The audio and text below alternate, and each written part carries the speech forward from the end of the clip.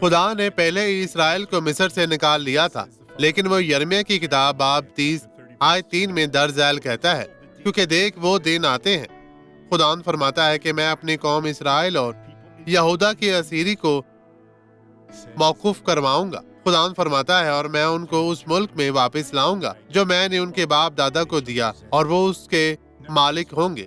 اگر وہ خدا کی طرف لوٹ جاتے تو اس میں کچھ بھی نہ ہوتا۔